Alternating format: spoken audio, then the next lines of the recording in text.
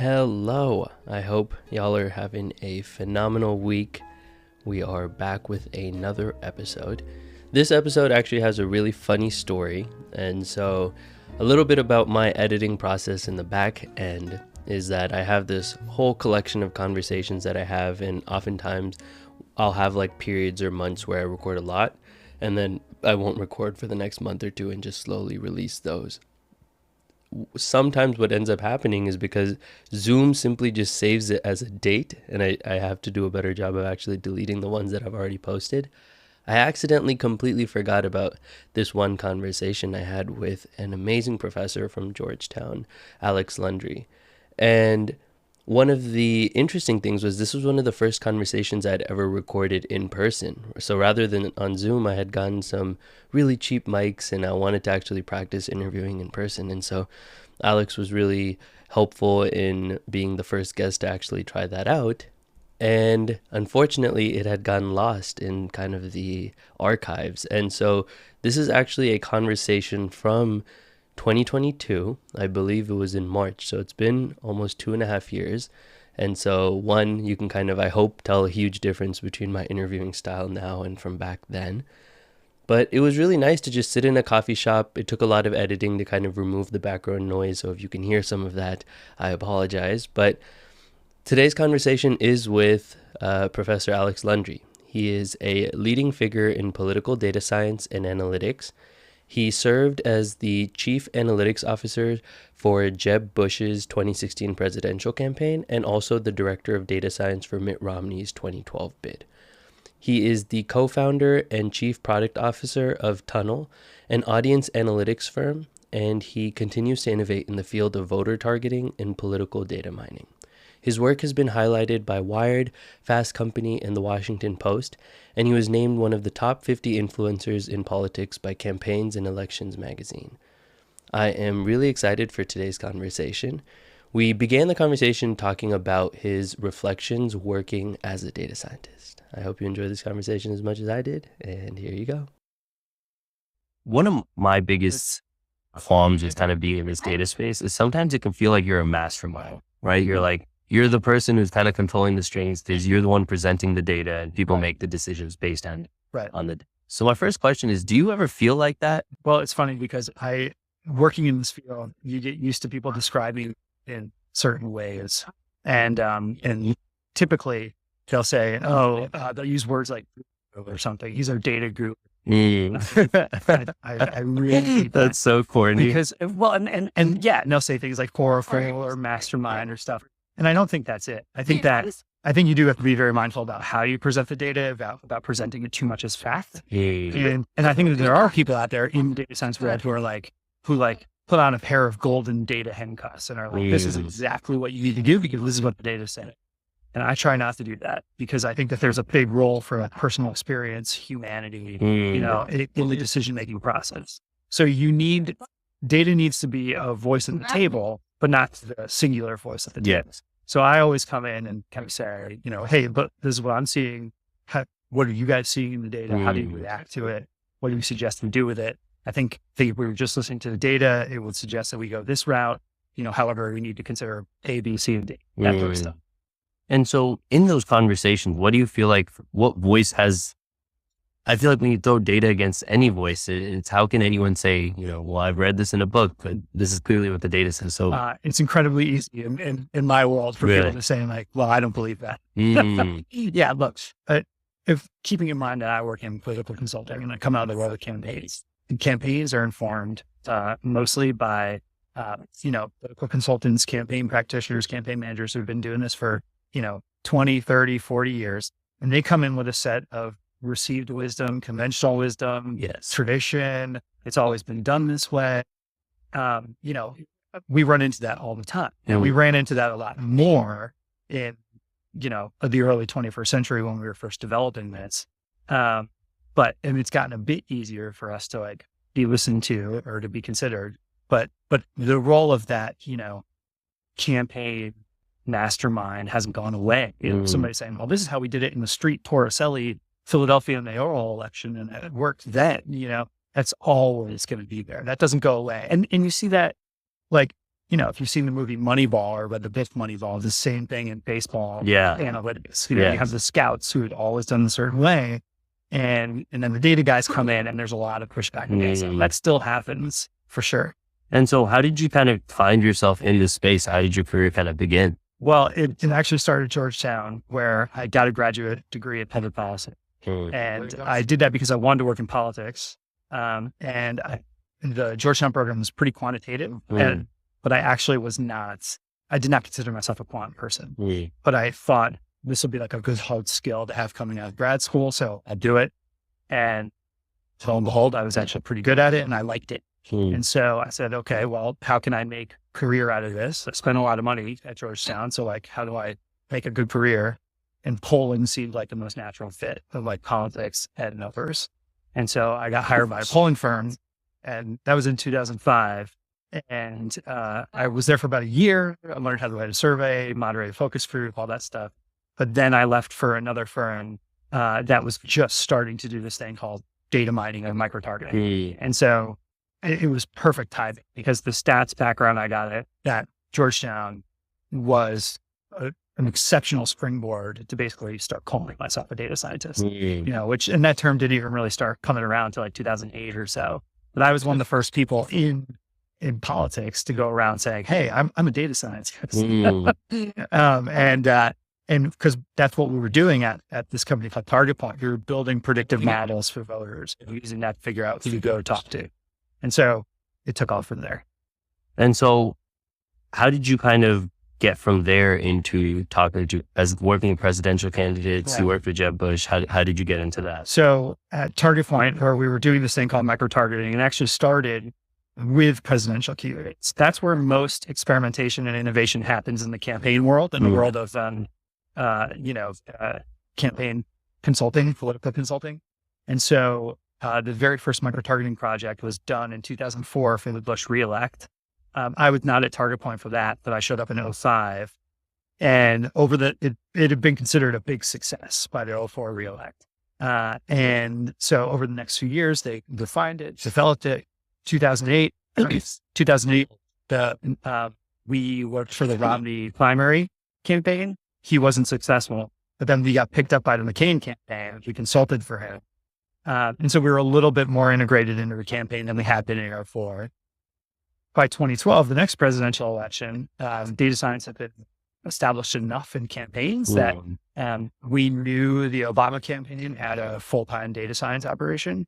And by the time that Romney won the primary, they realized they needed an in-house data scientist, somebody who could help with all the data that they're receiving. And so they hired me as a full-time employee once they wrapped up the primary. So I was the first, in-house data scientist for the Republican presidential campaign. 12, by 16, it advanced to a point where I was one of Jeb Bush's first hires. And I had a staff that was like 5 times as large as I had on the Romney campaign. I had a budget that was like much, much larger. And that was all for the primary. So you could kind of see how data science advanced from each presidential cycle to each presidential cycle. And it's actually been, it drifts downward. It's a innovation that kind of moves down rather than starting with like state house candidates and working its way up.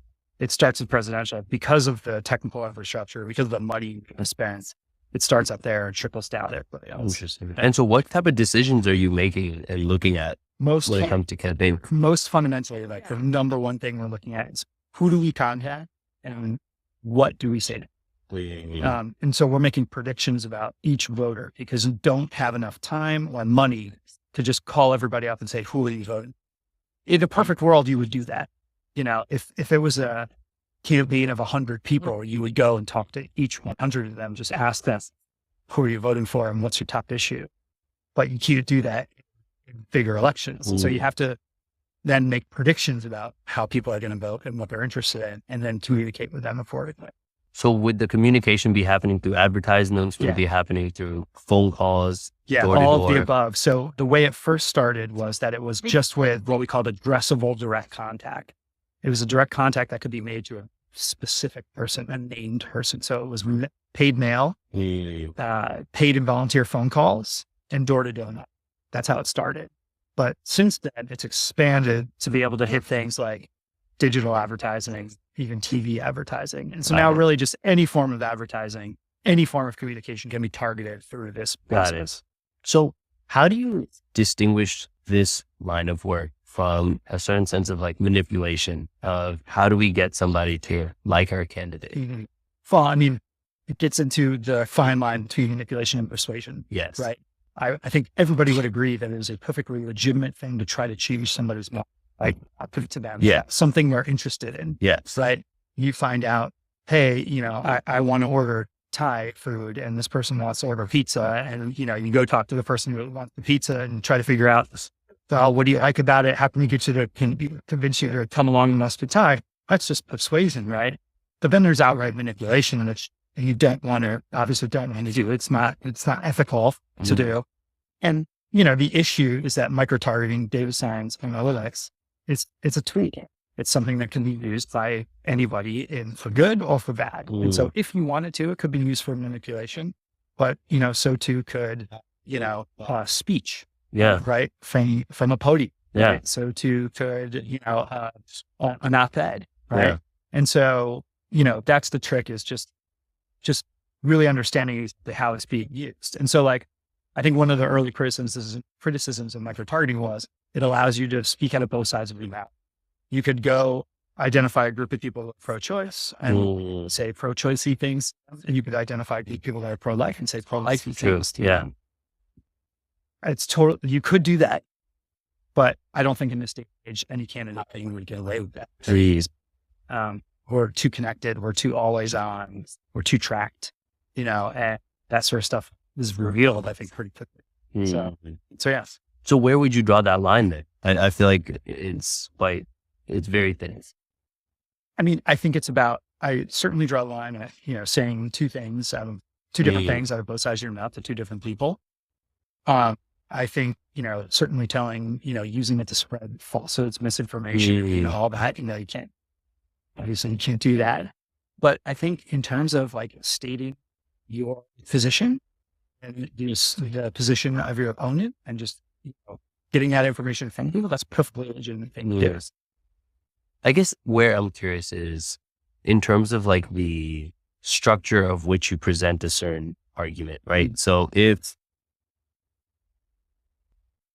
ChatGPT-esque, everyone kind of had something that was if you state your argument using these words and you pinpoint these other arguments, this person will be more likely to believe you. What if that led to a world where the better political candidate is just the one with the better data science team, as opposed to the one with better ideas? It can only get you so far. I think data science can only get you so far. There's only a certain number of people who are persuadable to begin with, But I think, candidates with better language, with better organizations, they've always been. And because part of it is, do you have the wherewithal to communicate with people well? And do you have an organization that's dedicated enough and believes enough, to actually help you get people going? I do think, there's, one of the polling firm I first worked for is this guy called Frank. And he, his whole thing is about language, using language to really aid your political argument. So his big claim to fame is he came up with, well, don't call it the estate tax, call it the death. Yeah. That was huge. And so the question is, I think, some people would say that is manipulation. That's unfair manipulation. I think other people would say, no, you're taxed on your death. It is a death. It is a tax on death. And I think that good people on both sides can disagree on, or can disagree about where that line lies. Yeah. But everybody does some form of this again, and they're making an argument. You can tell your argument to the person that you're making it to. Yeah. And so, at scale, at a certain point, it kind of crosses the line, but, you have to keep an eye on it. Yeah. It's at heart, I think it's actually a very fair thing to be doing. Yeah. I mean, and I think this is something I've been thinking about a lot, especially after I've, graduating this program. One thing I'm realizing is my ability to convince people who may not have thought about a certain political issue too much, especially about education, is quite alarming sometimes because you can actually convince people quite easily. Yeah. And so it's like a tool that only the person using it really has to be aware of and be like, okay, well, I have to draw the lines of making sure that I don't use this too far. Do you feel like that's something you think about often in your work? Or? Well, I'm fortunate in that, like, I work with people where it hasn't become an issue, you know, like, so like I haven't been placed in like any sort of ethical quandary with any of the candidates I work with because I believe in them, you know, and I don't work for people that I don't do, you know, and so, you know, I've never run into that. But you're right. Like, look, one really well-known phenomenon in polling is that, like, how you ask the question really impacts the numbers you receive back. Yeah. And so you can, you know, you can ask a question. There's one version where you just read a statement. It's like, I don't know, you know, the US should be more engaged with other countries or something like that. And if you just ask agree, disagree, you'll get like 65% of people agreeing with that. But if you say, here are two statements, the US should be more involved with other countries, with statement A, statement B is, the US should look out for itself first. You know, statement B, how you agree with it. And then what was 65% agreement now becomes like 45 things. Interesting. You know, and so a lot of times it is about just how you present the options, the choices to this. Yeah, that's fascinating. I'm actually so excited to get into polling because I think the science of polling itself is fascinating. Yeah. But to get back, you know, to my final question on this data democracy thing is something I think a lot about is, let's say I'm running for a candidacy and I'm like, what stances should I take? If I just simply hire a few data scientists, I'm like, what stances should I take to win? I think what that could end up doing. So I'm curious what you think. Is that what an ideal democracy looks like? Or is it one where each political candidate has their own ideas and then they run on those and then they see what the, you know, how it's received? Right. I mean, you can upon like one of the most fundamental, like, questions of a democracy, but I think goes back to like people in like ancient Greece times, which is, you know, is democracy simply following the will of the people and what they want? In which case, you know, hire data scientists and pollsters and find out what people want and just do that. Yeah. Right. Or are we in a constitutional republic where we elect a leader who is supposed to, who we trust to make our decisions for us, even if they run counter to that belief? And so it's a direct democracy versus more of an elected, you know, Republican thing. And I think the right answer, if you ask me, is somewhere in the middle, which is that on some of these issues, on some issues, elected officials should absolutely just listen to the constituents, just do what they want, even if they themselves disagree with it. But on other issues, there's probably some very complicated issues that maybe the electorate isn't as well informed as, you know, it's hard to discern their opinion, in which case, hey, we elected this person because we trust them. And so, you know, maybe she will make a decision that's good for us if we, you know, if that's who we elected to represent us. And so, you know, I think that there are legitimate criticisms to both sides. Yeah. Right? And so do you want elected officials simply following the whims of the people? I don't know. It doesn't sound so bad, right? It doesn't sound terrible. And in fact, you probably want them to be doing that more often than not. But at the same time, we've elected these guys as entrusted representatives presenting us. Yeah. So I think like we happen with in constitutional republic where we get, I think, the best of both. Because one, a lot of states have, you know, ballot initiatives, which allow people to vote directly on items. Also, politicians have to get reelected, and so they have to listen to people on issues frequently, but probably not all the time. Interesting. So, you know, transitioning into polling, because I think a lot of how these decisions are even made is through the data that are collected, often being surveys and polling. It's a world that I'm actually not very familiar with either. So if you kind of just give a brief overview of what a poll is, right? What does that process look like? So, you know, a poll is a sampling of public opinion, which is, you can think of it like, you know, drawing blood. You know, when a doctor wants to know how, you know, everything's working in your body, does he drain out all of your blood and test every single bit of it and put it back in? No, they drain a sample. They look at that sample as representative of the blood got on the body, and they come to conclusions based on it. And that's basically what polling is, which is we take a representative sample of the electorate. We ask them questions about who they want to vote for, what their top issues are, how they feel about specific items. And we use that as a proxy for basically how the country at large or the state or whatever sort of universe we're trying to mimic feels about these things. And so, typically a poll is, like if it's a national poll, it's probably of registered voters, and you can talk to as few as like 400 people to get a nationally representative sample of registered voters. And you'll ask them questions that are usually like a forced choice, like a multiple choice type thing. Sometimes they're open-ended where we just kind of say, hey, what's your top issues? And we don't list anything for them. The polls are typically anywhere from 10 to 20 minutes long. We used to conduct them just over the phone, but now they're conducted phone, online, text, all sorts of different media, cell phones, landline, wherever we can get people on, or, engaging with the contents.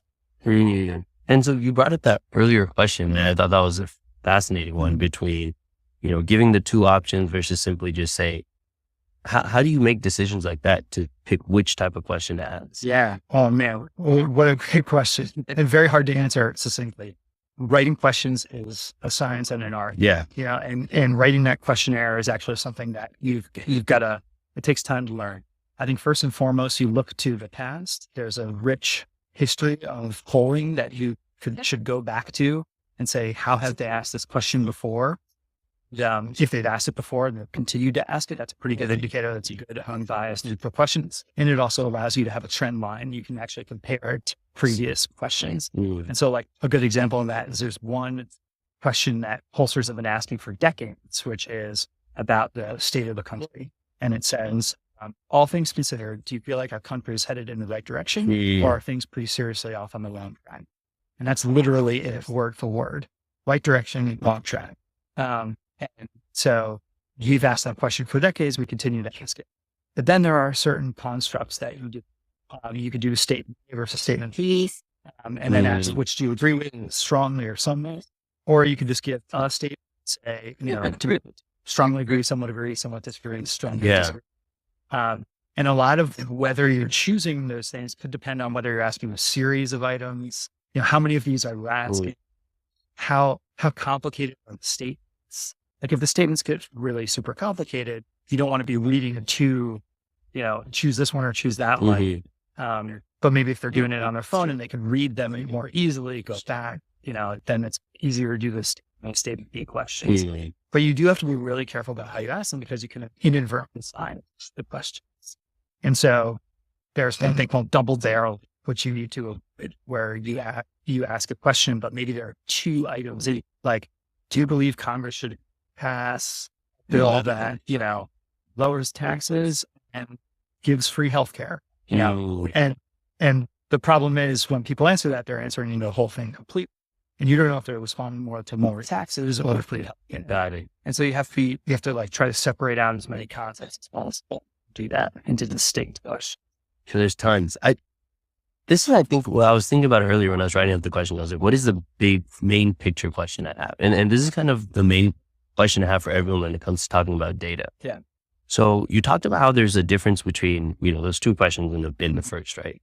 What I'm trying to understand is that, do you believe there's some sort of truth that underlies it? And there is like the best question to best achieve, you get as close to that like truth as possible. And if so, what does that truth look like? Does that make sense? No, I know what you mean. And I think there's a more practical answer and there's a more philosophical answer. The practical one is, I do think that there is an ideal kind of neutral read on any given question. That there is some way you can ask it. You're getting true read on how the population feels rather than pushing it one way or. And by the way, since I'm not a media pollster, I do ask questions that push people one way or like I want to do because I want to see what works and what doesn't. That's an aside. Like if I was a media pollster for the New York Times, I would want to find out what that true neutral question is.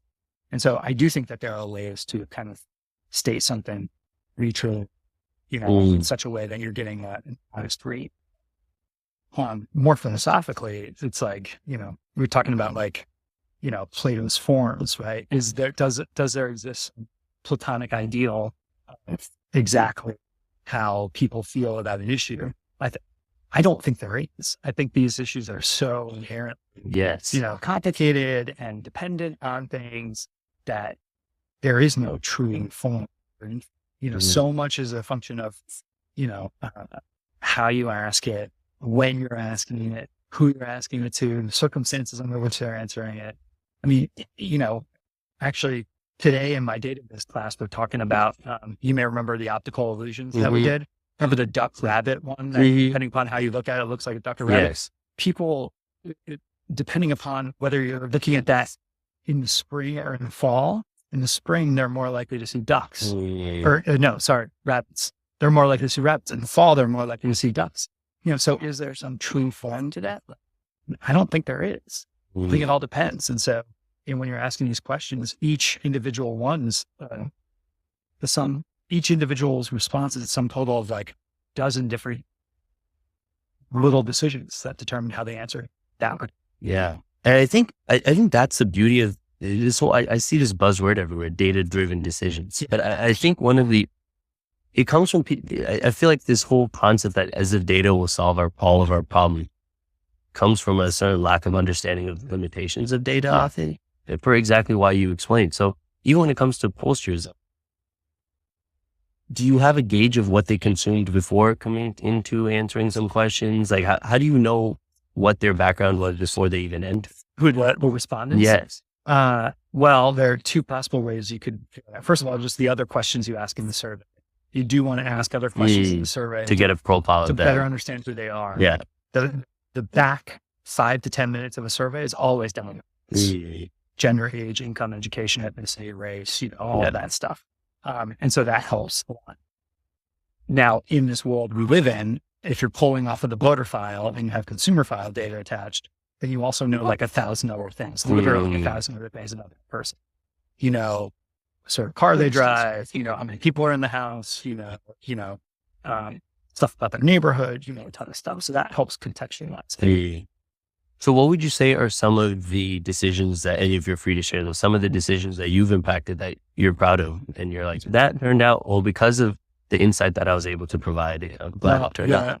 The thing I'm absolutely most proud of in my professional career was the work I did around Republican support for data.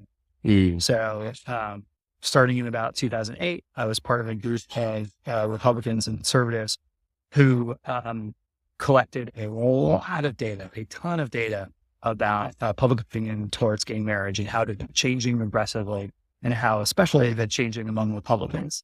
And so I was part of a team that went around and presented to really anybody who would listen about this changing trend and really culminated, me giving presentations basically around the Supreme Court decision that was done, that interviewed on the Supreme Court steps about, hey, here's how public opinion has changed on this, why it's continuing to change, why it's not going to change, why it's not going to go in the opposite direction anytime soon.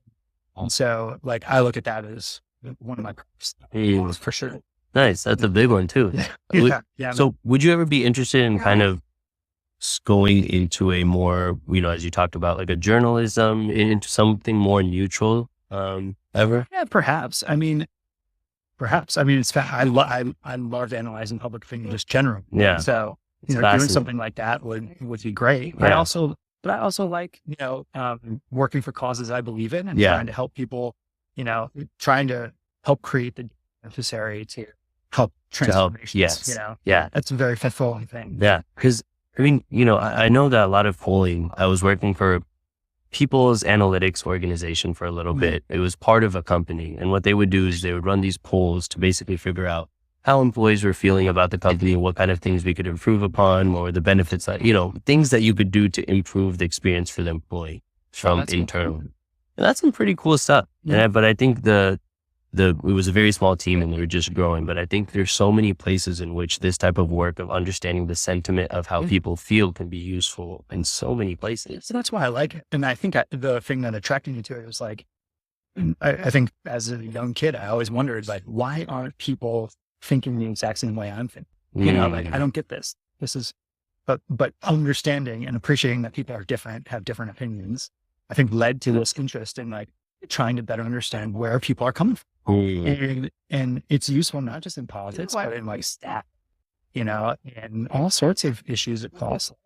Yeah. And so if you can, you know, better understand where people are coming from, you know, that's a great starting point for having a productive dialogue around most of issues. Do you ever give a poll to your partner, your children? You know, how am I doing? I should. It's like, you had Calvin and Hobbes. There's an ongoing thing where Calvin has dads. Yes. That's hilarious. No, I make fun of my wife because she's terrible taking polls, because anytime I try to ask her something like that, she'll be like, well, it depends. Oh, yeah. Or be like, that's a terrible question. No, it's a good question. I definitely have collected data from my kids in terms of like, we would watch the Masons Thanksgiving Day Parade, and they would have to rate that each float like on the 0 scale. Cool. You know, that's fun. It's fun. I mean, I think some way to, you know, collect data, analyze it, and then change is just a useful way of thinking. You know, one of my big educational things is I think that every topic offers a certain lens into understanding the world. And I think one of the best things about data and, you know, studying data is understanding how you can, from a neutral perspective, try to collect as much data as you can from your surrounding, and then interpret it, and then understand what that means, and then come up with a plan to change, and then chase. Yeah. And that's useful for organizations, but very useful for the individual as well. Absolutely. One of the things I really like about working in data and public opinion is it allows you to play in everybody's backyard. You know, like you can do this in any field, anywhere, in any topic. And so I've gotten to learn just about all sorts of different things. And, you know, and I am kind of in this general neighborhood of politics and policy, but you could just as easily do this for entertainment or sports or insurance, whatever floats you about, you know? Yeah. So, you know, for the final segment, I kind of wanted to shift it to talking about data viz itself. So what do you find is what makes it, so data visualizations, we've seen so many on the internet. I turn on CNN, I see, you know, I turn on any news channel and I see, you know, just here's a point, and then here's the data viz, and then it's sometimes quite shocking to see how awful they are. And so a big question I have for you is, what makes a data visualization good? Well, there are two sides to it. It's got to be analytical, in that it like helps you answer a question, and it's got to be communicative, in that it helps convey the answer to the question is.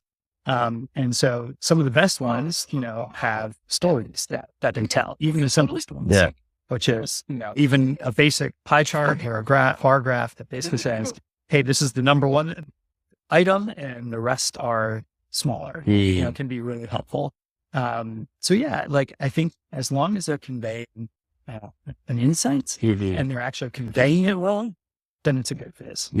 Even the simplest ones, all the way up to the really complicated ones. And then I think sometimes where it can be poor is when they are misleading. And there are tons of them that are quite misleading. It's very easy to mislead with great graphs. But it's also very easy to mislead with statistics and with words, like we were talking about earlier. And so, you know, there's nothing inherently or bad, I think, about putting something into a chart. But you do need to be careful, because you can mess around with things like non-zero baselines or, you know, just the data. So like maybe you're visualizing a percentage when it should be a raw number, or there's all sorts of decisions that go into it. I do think ultimately data vises are inherently editorial. People think that they're objective, but I actually think that there's just so many subjective decisions that go into it. And I think if there's one thing I took away from your class is really understanding how many aesthetic elements there are to designing the graph, and how much implicit bias you can just by creating the graph itself kind of put in. Absolutely.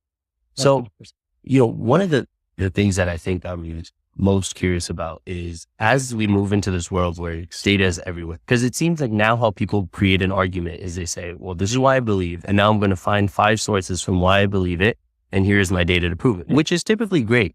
But I think the issue with that is, let's say you're somebody who disagrees with that. Unless you have already done your research and come up with 30 stats to back up their 5 stats, you're just not going to, they're going to be like, here's a number. And you're going to be like, oh, I don't know what to do. You just threw a number at me. How am I supposed to say no? And so something that's super important in education now, I think, is data literacy. Or how do you have these conversations when someone does things data? And so through your teaching and through your work, what do you think are the core concepts of data literacy that we have to get through? That's a great question. First of all, I completely agree with the more data and even visual literacy, I think, kind of taught in core K-12 education. I think first and foremost is understanding the polling, the conversation we were just having, which is understand why you can trust polling, but also like how you can be thoughtfully skeptical about the results, because there's two sides of this. First, you do want people to understand that a poll is generally a reliable collective information. A lot of people have a very hard time accepting that you can just talk to 400 people, and I've never been called. And so, how can this be legitimate? But at the same time, you also don't want them to trust polls so much, that they just take them at face value. You need to ask questions like, who conducted this? How many people did they talk to? How did they conduct it? What are the questions they ask? When did they do it? Right? The margin there. And so you need people that have that like healthy skepticism towards those things. That's, I think, first and foremost. Then I think basic statistical literacy would also be really helpful. Understanding even the difference between a mean, a median, and a mode. Understand, what it means for something to be statistically significant. Why that is helpful, but also maybe not the be all and all of what we do. So I think if we can get some of those things taken care of, which is already asking quite a lot of our education system, but that would go down. Yeah. Because it seems like the way to navigate the world is to have a healthy mix of your own personal experience, which also really matters with whatever data you find from the internet or from your own research. Right. So my final question for you is, if you could, and this is always the hardest one, summarize all the things that you learned in your career, and you could kind of, bestow 1 or 2 pieces of advice, what would you say? Well, I hear that question. I think of it more as personal advice. Yeah. Do what you want. Do what interests you, but always just stay curious. Like, keep asking questions. And that helps. I think that helps an individual have a more satisfying career. But I also think it helps you become quite successful. I think it satisfies kind of dual needs there that are both selfish and selfless. In that, if you're a curious person, you're going to succeed, to do well. But also, it is, I think, inherently good to be a curious, lifelong learner. To always be asking questions.